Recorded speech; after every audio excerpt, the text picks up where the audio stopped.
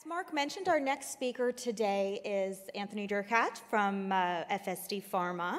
He is the founder and co-chairman of the board, and FSD Pharma is a Canadian licensed cannabis producer that's actually aiming to develop the largest legal indoor cannabis facility in the world. So without further ado, please welcome Anthony. Thank you.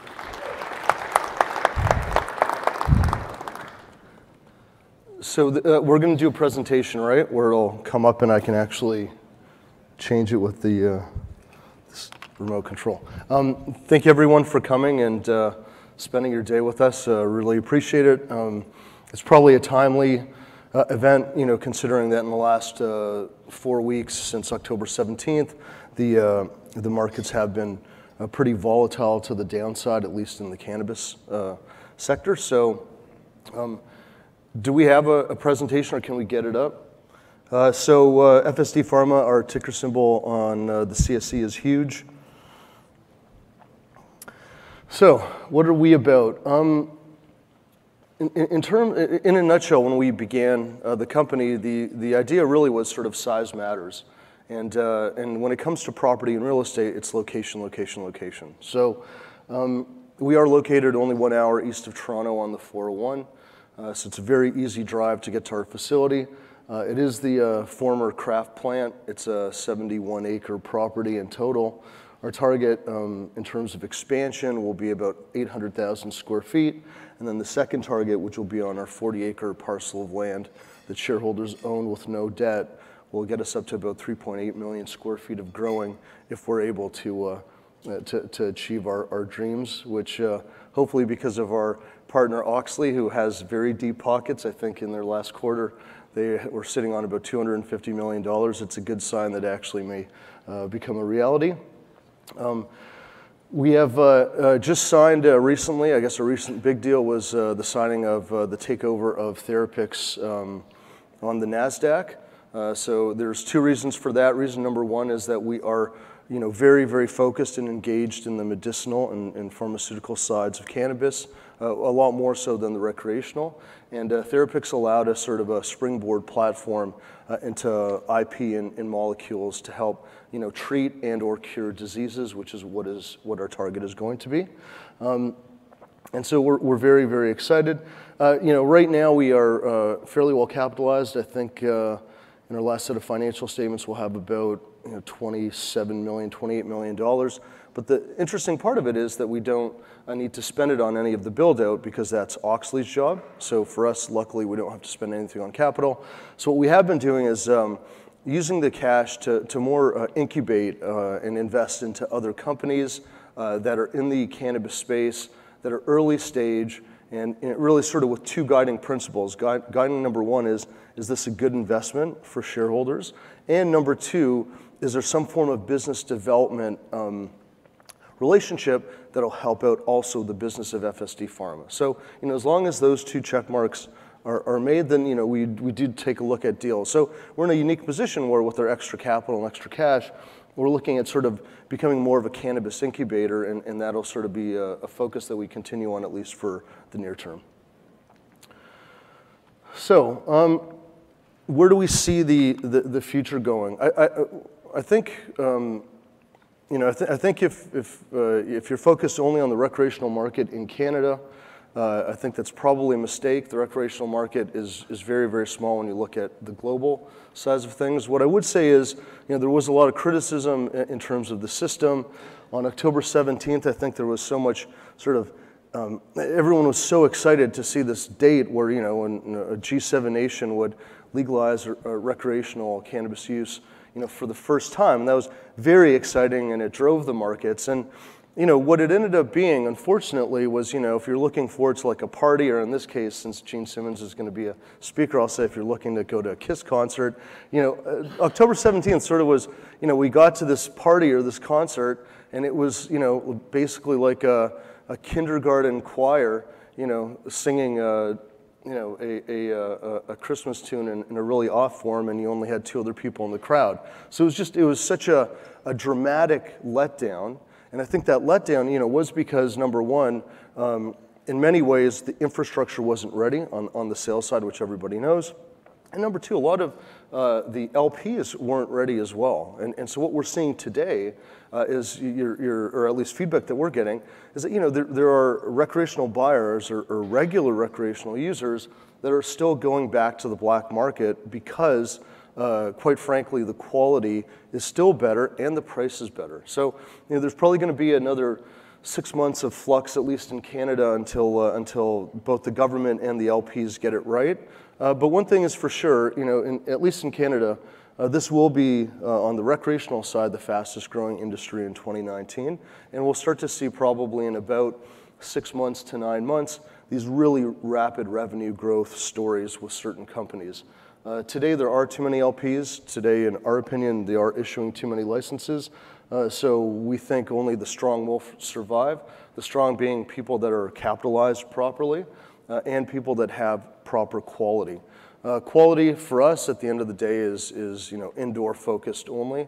We don't believe that greenhouse or outdoor will be able to compete. And we think that over time, we think probably 18 to 24 months, those prices will begin to go down. So again, it will only be the strong that survive. I expect a lot of merger and acquisition activity in the space probably over the next 12 months. So from an excitement standpoint, this will be a very, very exciting space. I think from the standpoint where everyone is worried about, when is it going to end and when are the share prices going to stabilize, it's probably, when we look at the two sort of up and down cycles so far in the cannabis industry in Canada, what ended up taking us out of it was the Constellation Canopy deal. When they announced that deal, on both times, the first time they announced it, then the second one, Constellation made a $5 billion investment, that did trigger this bull market run. So, when we come to think about it, I think there's 38 other alcohol companies globally that do at least $1 billion in sales or more. There's Molson Coors and Constellation that have done something, but you still have giants like Diageo that haven't done anything. You still have the big tobacco companies that haven't done anything. You still have big pharma that hasn't done anything. You still have textile and pulp and paper companies that could get involved in the industry. So I think if we see a giant deal, which will be imminent, I just don't know when, you'll probably see sort of the end of the bleeding in the markets, and hopefully it sort of triggers another bull market run. To folks and to stay focused on what we're looking at doing, we think pharma is where it's going to be at. We think sort of cannabis biotechnology will be sort of the new most interesting frontier in medicine that we've seen since the discovery of penicillin when they were playing around with molds. And that is because when you look at how many molecules now have been discovered within cannabis, it's the combination of those molecules that people refer to as the entourage effect is where sort of the key to treatment and to cures actually lie. And because there are so many molecules present within cannabis, when you're doing a multiplier effect of whatever, 244 times 244, that gives you, I think, trillions of combinations. So, there's a lot out there. There's a lot for companies to learn. But at the end of the day, it's exciting for us also because I think anyone that's been involved in the industry, and I personally know, even with my own wife, for example, that we've seen the positive medicinal effects of cannabis. We've heard people that say it's helped them when they're going through cancer, or they're going through IBS, or they have Crohn's disease, or all these multitude of diseases, and you hear that people say, wow, this is something that's going to cure. The one size doesn't fit all. We know that now scientifically. You can't just use any strain and that's going to cure or help any ailment or treat any disease. But what we do know is there's a certain molecule sort of combination that definitely is showing promise that we've never seen before. And I think once the USA opens up and we expect in 2019 that something's going to happen on the medicinal side, not necessarily the recreational side. That'll be, I think it was, right now I sort of think, our stock it's like Pearl Harbor, for example. We're under attack. You're under attack by shorts, you're under attack by sellers. But in World War II, it was awakening the sleeping giant, which was the United States of America. And when that happens, really, really incredible things tend to happen. We think that's going to happen on the medicinal and biotechnology side of the industry. Our plans are going to be completely global because Canada is too small of a market. I think just our economy alone, is smaller than a few blocks in Manhattan when you look at sort of how money flows. We had always looked at, which was sort of fortuitous in how we always try to look towards, is how did sort of Canopy and Aphria start? And they actually started with food companies, which is the exact same thing that happened with FSD. And at the end of the day, we will be focused on being the largest indoor supplier of medical cannabis in the world.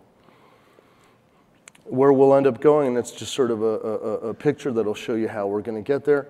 Today we do have 25,000 square feet growing currently. It'll be at capacity, we hope, within about the next 6 weeks. We have 220,000 square feet that Auxley is building out that's under construction. So there's a lot of construction if you ever come to the facility at the moment. And I think we're well equipped. This was a very phenomenal building that was built by Kraft, and Kraft usually doesn't really cut corners, at least not 20, 30 years ago. So it's an extremely well-built structure. It's a food-grade facility, so it really works perfectly for our needs. When we were talking about the investments and this theory that we can use our extra capital because we don't really have to spend it, what do we use it on? So we've been making strategic investments. Cannara is our partner. It's our Site B in Quebec. It's 1 hour outside of Montreal. That is an indoor facility that has a total size of 620,000 square feet. We just closed $55 million in financing for Cannara through actually my investment bank. And so they have 140,000 square feet under construction as phase one. It's also an easy drive from Montreal, and this would be the second biggest indoor facility in Canada. So together, between us, we're sort of that aspiration of being the biggest is there. High Tide is a retail, predominantly focused in Alberta, but they do have Saskatchewan. They are targeting BC, and they will be targeting Ontario. It helps because if we have recreational partners, I think when it's time to to sell or who's going to buy it, it would probably help when your retail storefronts are actually asking for your product as opposed to just sort of going into a provincial government windfall, or you get whatever they give you. I think they'll be able to ask for certain products. I think that'll be helpful. Therapix, we talked about. Therapix right now has 2 molecules in phased trials. This is about a delivery system. One of them is sort of focused on dementia, and is very exciting. And the reason why we they focus on dementia first is because that's easier to get through the process, and then once you get it through the process, you do realize that there are other targets that you can end up focusing on. Psycan Therapeutics, there are Israeli counterpart. They also are involved. They're really focused more on the targeting reduction of swelling. In this case right now, and we made this interesting announcement last week about their Steady Stomach program, which is focused on IBS and IBD, people that have irritable bowel syndrome for whatever reasons. They found that there's been some really sort of unique and exciting aspects, and they had a really interesting sort of patent event that you can read up about. And then our partnerships, so Nature's Purest is our Jamaican partner. We're doing that also because we just have access to very, very inexpensive product there, and if one day they allow the oils to be exported, it could be helpful, at least in the near term. Auxley, of course, we've talked about. And Cantab are the pill manufacturers. They make time-release capsules. They're patent pending for a number of different programs. So Therapix, one of the items about Therapix, which is very exciting for us, is Professor Raphael Mechoulam, who is known as the godfather of medicinal cannabis. He was the co-discoverer of THC and the co-discoverer of the entourage effect.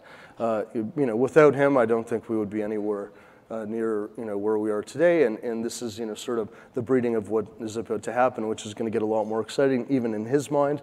When you look at the phase trials of Therapix, in total they do have 4 molecules. 2 of them are in phase 2s, and the other 2, I believe, are in phase 1 or in pre. Psycan, it's the same thing. They're connected to Tel Aviv University. We have an exclusive license with them. We're also an investor in Psycan, so currently FSD Pharma owns 15% of Psycan. They are focused, and they have, I think, a pool that they're targeting of about 100 different compounds or biotechnology compounds. So we're very excited to work with them. They also work with the Weizmann Institute in Israel. So these are sort of two of the top biotech Israeli companies to work with. Canaro, I've already talked about, High Tide as well. Oxley, great partners. Chuck Raffishi, who is the co-founder of Canopy, is the chairman. Hugo, who's one of, I would say, probably one of the most knowledgeable people within the industry in Canada, is the CEO. Love the relationship with them. We work together very, very well. They've been very, very helpful. In Canatab, like we also talked about, they have begun construction in our site, so we anticipate them to be producing in Q1 2019. And then Nature's Purest, it's Jamaica. Outside of Jamaica, it's also probably a very nice place to visit when we need holidays because we're all working too hard in this industry as of today. Our management team, you'll be able to hear our new interim CEO, Dr. Raza Bakari, an amazing guy, very, very well connected if you do a little bit of research on him with politics in the United States, and really a great team overall. There's one of the couple of pictures, and you'll have the opportunity to hear from Dr. Bakari at 2:30 p.m. Anyways, thank you all for your time.